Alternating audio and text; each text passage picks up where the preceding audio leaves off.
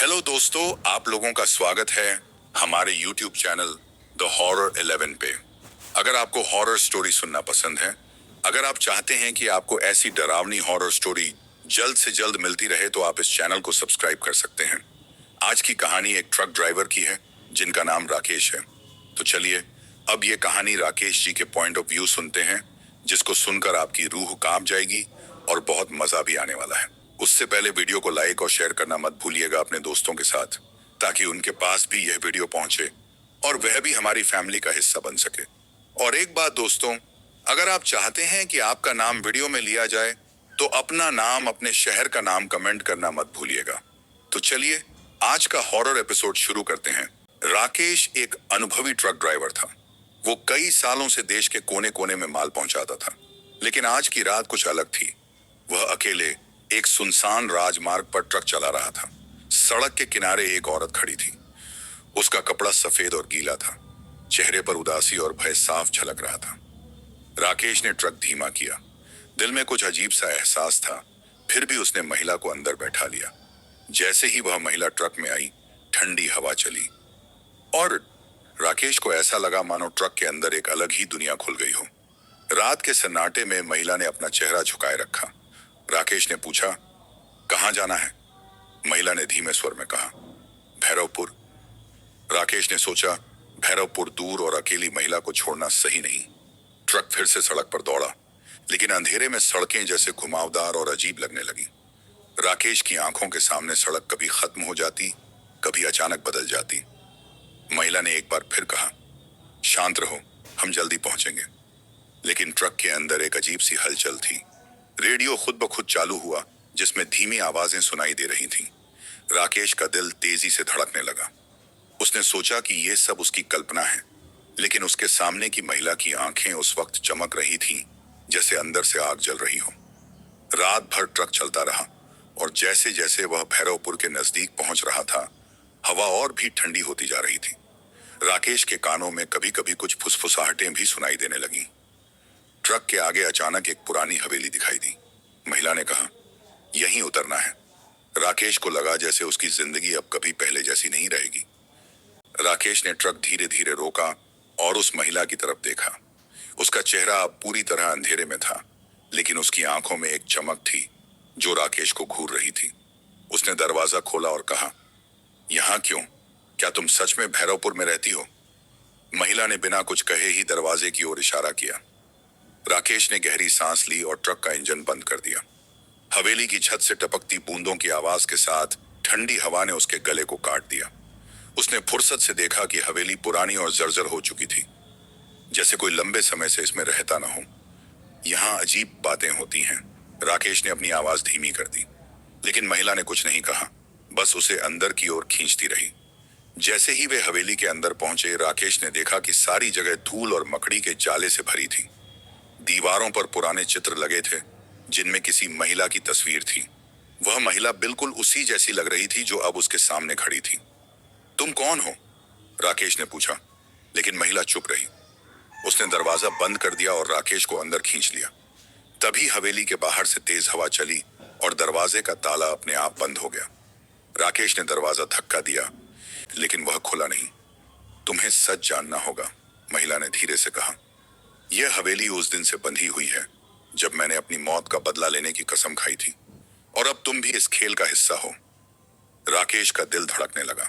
वह समझ गया कि यह सिर्फ एक सवारी नहीं थी, बल्कि एक कहानी का हिस्सा है जिसमें वह फंस चुका है। हवेली के अंदर अंधेरा गहरा था। कहीं से धीमी रोशनी आ रही थी, जो जैसे किसी पुराने लालटेन की थी। महिला ने कहा, यहाँ के राज को जानना होगा, तभी तुम इस डर से मुक्त हो सकोगे। राकेश ने हिम्मत जुटाई और अंदर कदम बढ़ाए। जैसे ही वे आगे बढ़े, हवा में एक अजीब सी गंध फैली और दीवारों पर अचानक से पुरानी खून की बूंदों के निशान दिखाई देने लगे। राकेश ने जोर से कहा, यह क्या है? महिला ने उसे घूरते हुए कहा, यह मेरी कहानी है और अब तुम्हें इसे पूरा सुनना होगा। राकेश ने महिला की बातें सुनी तो उसके अंदर एक अजीब सी डर और जिज्ञासा ने जन्म लिया। हवेली के अंदर अंधेरा इतना गहरा था कि वह अपने हाथों को भी ठीक से देख नहीं पा रहा था। उसकी सांसें तेज हो गईं। महिला ने एक पुरानी लाठी उठाई और आगे बढ़ने लगी। जैसे जैसे वे हवेली के अंदर गए, राकेश को अजीब सी आवाजें सुनाई देने लगीं, धीमी फुसफुसाहटें, किसी के कदमों की आहट, और कभी कभी दूर कहीं से आती हुई एक दर्द भरी चीख। यह आवाजें मेरी मौत के बाद से हवेली में गूंजती हैं, महिला ने कहा। जो भी यहाँ आता है, ये आवाजें उसे डराने की कोशिश करती हैं। राकेश ने अपनी जेब से मोबाइल निकाला, लेकिन स्क्रीन पर बार बार केवल काला पर्दा दिख रहा था, जैसे नेटवर्क बिल्कुल गायब हो। उसने सोचा कि शायद यह सब एक सपना है, लेकिन उसकी धड़कनें असली थीं। जैसे ही वे एक बड़े कमरे में पहुंचे, वहां दीवारों पर पुरानी तस्वीरें टंगी थीं, जिनमें कई चेहरे घुटन और डर के भाव लिए हुए थे।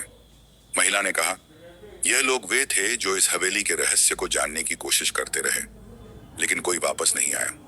राकेश ने दिल में ठाना कि वह इस रहस्य को जानकर ही रहेगा। तभी कमरे की एक दीवार से अचानक से हवा निकली और दरवाजा खुद ब खुद बंद हो गया। अब तुम वापस नहीं जा सकते, महिला ने धीरे कहा। तुम्हें पूरी कहानी सुननी होगी। राकेश ने ठंडी सांस ली, अपने डर को अपने ऊपर हावी नहीं होने दिया और कहा, बताओ, क्या हुआ था इस हवेली में? महिला ने गहरी सांस ली और धीरे धीरे अपनी कहानी सुनानी शुरू की। बहुत साल पहले मैं इसी हवेली में रहती थी। मेरा नाम राधिका था। मैं यहाँ अपने परिवार के साथ खुश थी, लेकिन मेरी जिंदगी अचानक बदल गई। उसने बताया कि उसके पति ने एक दिन किसी के साथ धोखा किया और उसकी जिंदगी बर्बाद कर दी। जब उसने इसका पता लगाया तो उसने सच्चाई सामने लाने की कोशिश की, लेकिन लोग उसकी बातों पर विश्वास नहीं करते थे। मेरी आवाज दबा दी गई। एक दिन जब मैं सच कहने निकली तो मुझे मार डाला गया। यह हवेली तब से श्रापित हो गई।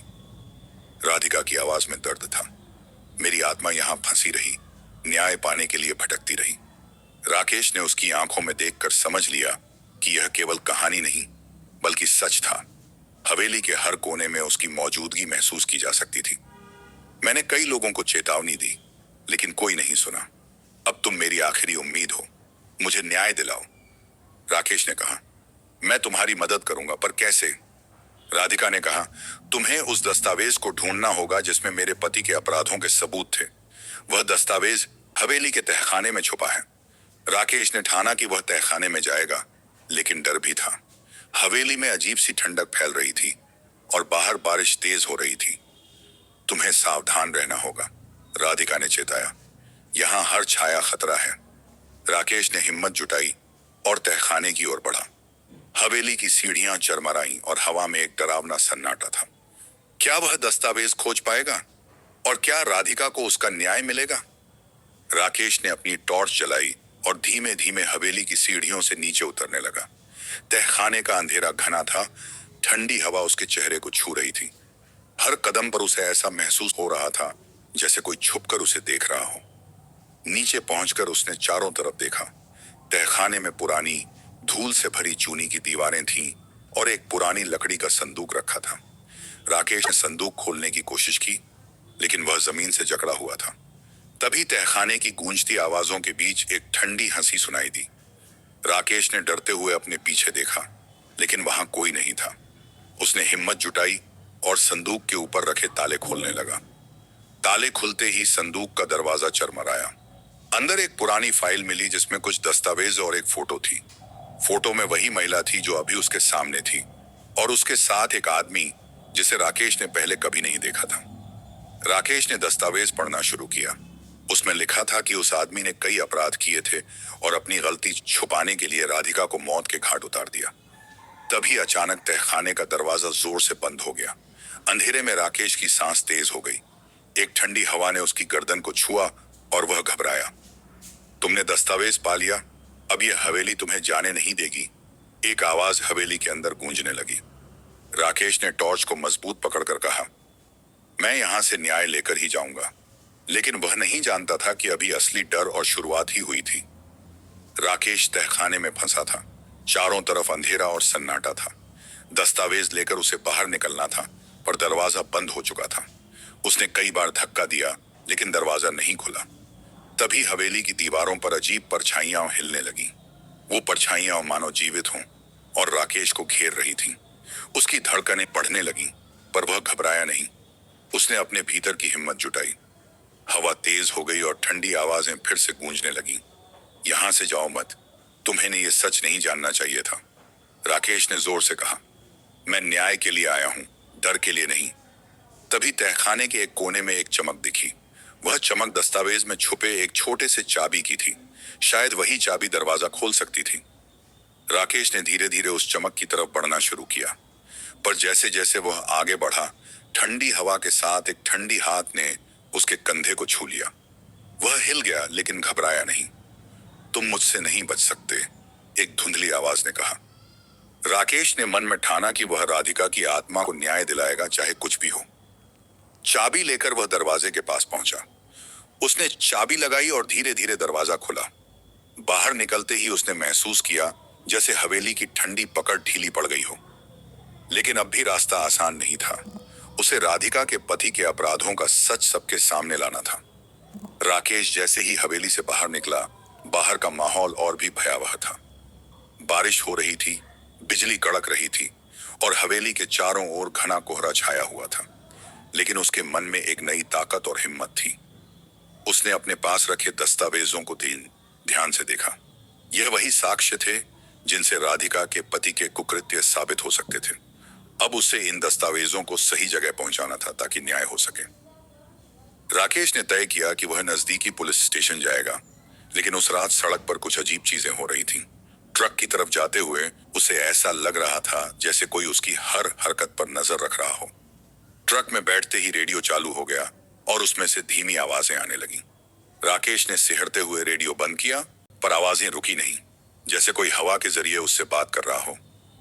उसने मन में कहा, राधिका, मैं तुम्हारे लिए न्याय लाऊंगा। ट्रक स्टार्ट हुई और राकेश रास्ते पर निकल पड़ा। रास्ते में एक छाया अचानक ट्रक के सामने आई और ट्रक को रोकने लगी। राकेश ने ब्रेक मारा, पर ट्रक रुका नहीं। वह छाया धीरे धीरे भूतिया रूप में बदलने लगी, जैसे राधिका की आत्मा हो। डरो मत, मैं तुम्हारा साथ दूंगी, वह छाया बोली। राकेश को अजीब सा सुकून मिला। वह जानता था कि अब वह अकेला नहीं था, लेकिन न्याय की लड़ाई अभी खत्म नहीं हुई थी। अभी भी कई खतरे रास्ते में थे। राकेश की ट्रक अब भैरवपुर के नजदीक थी, लेकिन रास्ता जैसे और भी डरावना हो गया था।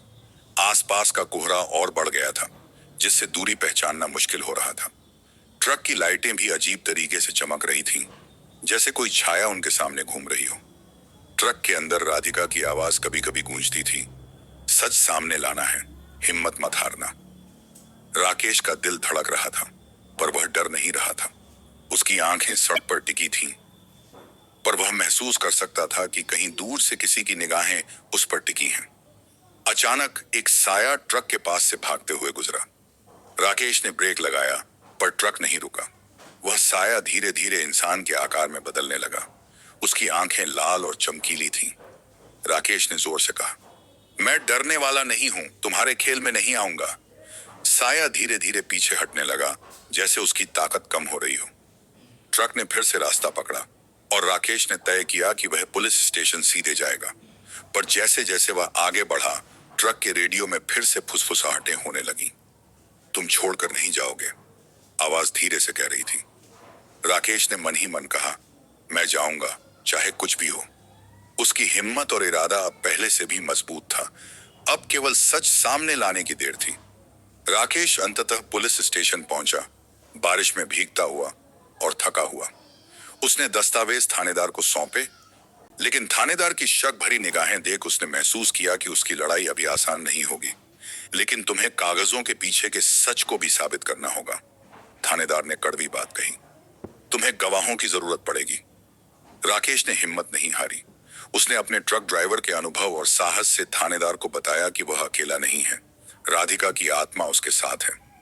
थानेदार ने आधे विश्वास से कहा, अगर तुम सचमुच इसे साबित कर सकते हो तो न्याय मिलेगा, लेकिन याद रखो, ये रास्ता खतरे से भरा है। राकेश ने ठाना कि वह सभी गवाहों को खोजेगा जो इस मामले में मदद कर सकते हैं। उसने अपनी यात्रा फिर से शुरू की, पर हवेली की परछाइयां और भूतिया आवाजें उसके पीछे लगी थीं। तुम्हें छोड़ेंगे नहीं, हवेली की आवाजें लगातार कह रही थीं। राकेश ने ठाना, चाहे जो हो जाए, वह सच का साथ देगा। उसकी लड़ाई अभी शुरू हुई थी। राकेश ने दस्तावेज लेकर उन लोगों की खोज शुरू की जो राधिका के पति के अपराधों के बारे में कुछ जानते थे। उसने सबसे पहले उस गांव का रुख किया जहां राधिका का परिवार रहता था। गांव में कई लोग राकेश को देखते ही डरने लगे। कुछ ने कहा, इस मामले को छूना ठीक नहीं, जो कुछ भी हुआ वो हवेली का श्राप है। लेकिन कुछ बुजुर्गों ने उसे पुरानी बातें बताई। उन्होंने बताया कि राधिका की मौत के बाद से हवेली के आसपास अजीब घटनाएं होने लगी थी। राकेश ने पाया कि कई लोग इस मामले से डरते थे, लेकिन एक बूढ़ा किसान था जो सब कुछ जानता था। वह बोला, मैंने देखा था कि राधिका के पति ने झूठ फैलाया और उसे मार दिया। मैंने डर के मारे कुछ नहीं कहा। राकेश ने उस किसान से गवाही लेने का फैसला किया। अब उसकी जिम्मेदारी बढ़ गई थी, क्योंकि सच को सामने लाना आसान नहीं था। पर हवेली की छाया अभी भी उसके पीछे थी और अब अंधेरा बढ़ता जा रहा था। राकेश ने किसान की गवाही लेकर पुलिस के पास दस्तावेज जमा कर दिए, लेकिन उसे एहसास हुआ कि खतरा अब उसके और उसके परिवार के करीब आ गया है। रात को जब वह अपने घर लौटा तो दरवाजे पर अजीब निशान देखे। ऐसा लग रहा था कि कोई वहां से गुजर चुका हो। ट्रक में भी अजीब आवाजें आने लगी। कभी रेडियो खुद ब खुद चालू हो जाता तो कभी अंधेरे में कोई धीरे धीरे चलता हुआ दिखता। राकेश ने सोचा, ये सब राधिका की आत्मा की चेतावनी है या कोई और खतरा। उसने अपने दोस्तों को खबर की, लेकिन कोई भी उसकी बात को गंभीरता से नहीं ले रहा था। एक रात जब राकेश अकेला था, उसके घर की खिड़की से एक साया अंदर आया और धीरे से बोला, रुक मत, सच के लिए लड़ते रहो। राकेश ने ठाना कि वह डरकर पीछे नहीं हटेगा, चाहे जो भी हो। अब असली लड़ाई शुरू होने वाली थी, क्योंकि उसके सामने एक बड़ा अंधेरा खड़ा था। राकेश ने तय किया कि वह हवेली में फिर से जाएगा, ताकि अंतिम सबूत हासिल कर सके और राधिका की आत्मा को शांति दिला सके। वह अकेले नहीं था, उसकी हिम्मत में अब राधिका की मौजूदगी भी थी। हवेली का रास्ता और भी डरावना लग रहा था। बारिश की बूंदें जैसे ठंडी सुइयों की तरह गिर रही थीं और हवा में एक अजीब गंध फैल रही थी। जैसे ही वह हवेली के अंदर पहुंचा, दरवाजे अपने आप चरमराए और खुल गए। भीतर अंधेरा इतना था कि राकेश अपनी टॉर्च के बिना कुछ देख नहीं सकता था। हर कदम पर हवेली के दरवाजों और खिड़कियों से अजीब आवाजें आ रही थीं। उसने तहखाने की ओर कदम बढ़ाए, जहां उसे आखिरी बार वह चाबी मिली थी। तहखाने के कोने में एक छोटा दराज था, जिसे उसने पहले नहीं देखा था। दराज खोलते ही उसमें एक पुरानी डायरी मिली, जिसमें राधिका ने अपने जीवन के अंतिम दिनों के बारे में लिखा था। डायरी के शब्दों में दर्द, विश्वासघात और न्याय की गुहार थी। राकेश ने पढ़ा, अगर कोई मेरी कहानी को सच में समझेगा तो मेरी आत्मा को शांति मिलेगी। यह पढ़कर राकेश के दिल में ठंडक दौड़ गई। उसने डायरी को अपने साथ लिया और हवेली से बाहर निकल आया। लेकिन बाहर निकलते ही हवेली की दीवारों से एक भयानक चीख गूंज उठी, कोई अपनी सारी पीड़ा उबार रहा हो। राकेश ने डायरी और दस्तावेज पुलिस को सौंप दिए। इस बार पुलिस ने मामला गंभीरता से लिया। एक जांच शुरू हुई, जिसमें राधिका के पति के कुकृत्यों को खुलासा किया गया। कई गवाह सामने आए और सच्चाई धीरे धीरे सबके सामने आई। राधिका की आत्मा की शांति के लिए राकेश ने कोर्ट में भी गवाही दी। उसकी हिम्मत और सच्चाई ने कई लोगों के दिलों को छू लिया। लेकिन खतरा खत्म नहीं हुआ था। राधिका के पति के कुछ साथी थे जो सच्चाई छुपाने के लिए हर कदम पर राकेश को रोकना चाहते थे। एक रात जब राकेश अपने घर वापस जा रहा था, तो उसे लगा कि कोई उसकी परछाई का पीछा कर रहा है। उसने डरी हुई आवाज में कहा, मैं डरूंगा नहीं, मैं न्याय के लिए लड़ूंगा। राधिका की आत्मा अब उसके साथ थी और वह उसे हिम्मत दे रही थी। राकेश को लगातार धमकियां मिलने लगी थी।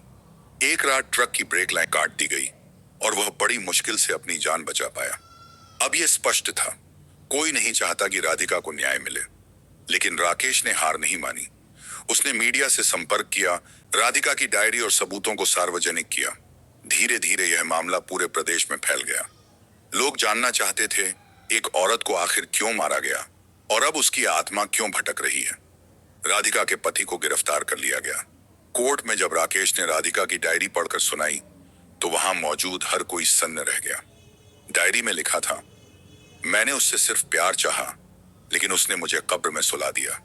अगर कभी मेरा सच सामने आए तो मेरी आत्मा को शांति मिलेगी। कोर्ट ने हत्या के अपराध में राधिका के पति को उम्र कैद की सजा सुनाई। उस दिन आकाश में बिजली चमकी, लेकिन हवेली की ओर से अब कोई चीख नहीं आई। राकेश जब अपने ट्रक में बैठा तो रेडियो में कोई आवाज नहीं थी। वह मुस्कुराया, क्योंकि वह छावटे जानता था, अब राधिका की आत्मा मुक्त हो गई है। राकेश कोर्ट से लौटते हुए ट्रक चला रहा था। आसमान साफ था। पहली बार रास्ते पर न कोहरा था, न अजीब आवाजें। हवेली दूर पीछे छूट चुकी थी और उसके साथ ही वह डरावना अतीत भी। ट्रक के रेडियो से हल्की सी संगीत की धुन बज रही थी। तभी एक जानी पहचानी आवाज धीमे से सुनाई दी, राधिका की। धन्यवाद राकेश, तुमने मुझे मुक्ति दिलाई। अब मैं शांति में हूं। राकेश की आंखों में आंसू आ गए। उसने ट्रक को रोका, आसमान की ओर देखा और धीमे से कहा, अब आराम करो राधिका, तुम्हारा सच अब सब जान चुके हैं। हवेली, जो वर्षों से एक डरावना रहस्य बनी हुई थी, अब खामोश थी। गांव के लोग भी अब वहां से डरना छोड़ चुके थे। कुछ ही महीनों में वह जगह एक स्मारक बन गई, जहां राधिका के नाम की एक पट्टी लगाई गई, न्याय की प्रतीक्षा करने वाली आत्मा। राकेश ने ट्रक की चाबी घुमाई, इंजन गूंजा और वह नए सफर पर निकल पड़ा। अब वह सिर्फ एक ट्रक ड्राइवर नहीं था, वह एक कहानी का हिस्सा बन चुका था। एक ऐसी कहानी जो डरावनी तो थी, लेकिन उसमें इंसानियत और साहस की रोशनी थी।